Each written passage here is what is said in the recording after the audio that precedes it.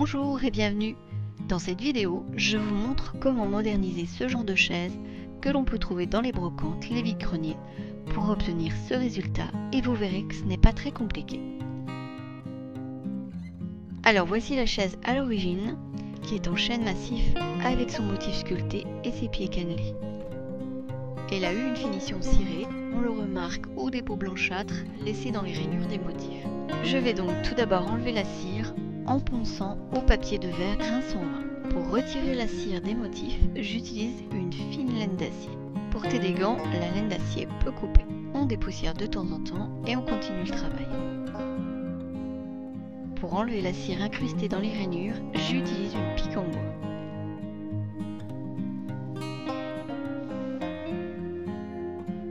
On peut aussi la faire fondre au décapeur thermique pour l'enlever plus facilement, en veillant à ne pas l'approcher trop près pour ne pas brûler le bout.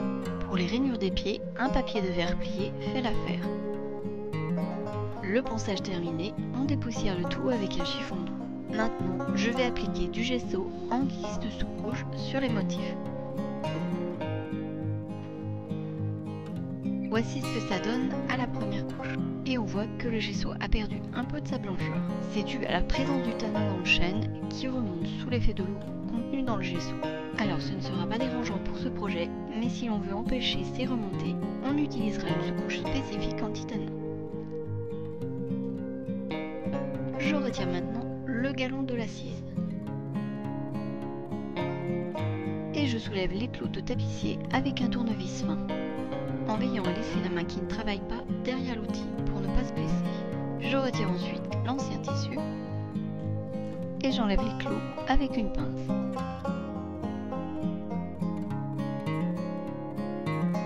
Comme l'assise est irrégulière, je vais également retirer le tissu et enlever le crin végétal servant de rembourrage.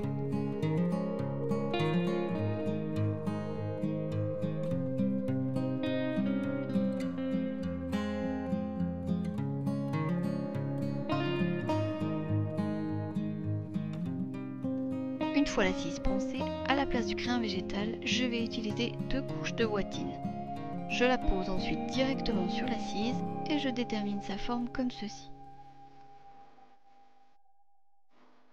On peut mettre plus de couches de wattine pour une assise plus confortable. Puis je la découpe et je la fixe avec des clous de tapissier. On peut aussi utiliser une agrafeuse murale pour la fixation. J'espace les clous de 3 cm environ. Avant de fixer la bottine, j'ai reporté son gabarit sur le tissu en laissant une marge pour un repli. J'installe à présent le tissu en agrafant au milieu.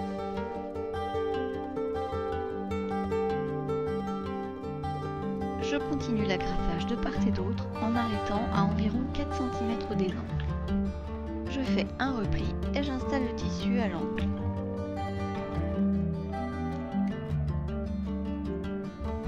De même pour l'angle opposé.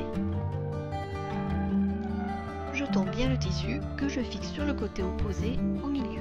Je l'agrafe ensuite de la même façon que le côté précédent. J'agrafe ensuite ce côté toujours en son milieu. Je tends le tissu et j'agrafe le côté opposé. On termine la fixation du tissu et voilà ce que ça donne. Je commence par plier un bout du galon de cette manière et je colle ce pliage avec de la colle à tissu.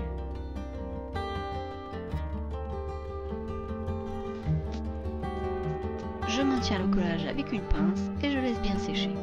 Une fois sec, je coupe l'excédent. Je vais coller ce galon sur tout pour tour pour masquer les agrafes. J'applique ensuite la colle à tissu avec un pinceau de cette manière sur une portion d'environ 5 cm. Je veille à ne pas trop mettre de colle pour ne pas tacher le galon et je l'étends bien. Je l'applique sur le tissu et je continue ainsi jusqu'à l'angle. Arrivé à celui-ci, je laisse bien sécher avant de poursuivre et de plier le galon comme ceci pour obtenir cet angle. Pour bien le fixer, je vais déposer 2 points de colle ici et là. On procède de même pour les autres longueurs et angles. Et je termine en joignant le bout du début comme ceci. Pour les motifs sculptés, j'ai appliqué 2 couches de peinture acrylique satinée de couleur ocre. Pour obtenir un aspect mat, j'ai rajouté un peu de blanc de mono en poudre à la peinture. Et voici le résultat pour cette chaise avant la finition. Pour la finition, on peut vernir ou cirer la chaise. J'ai choisi la deuxième option avec une cire maison.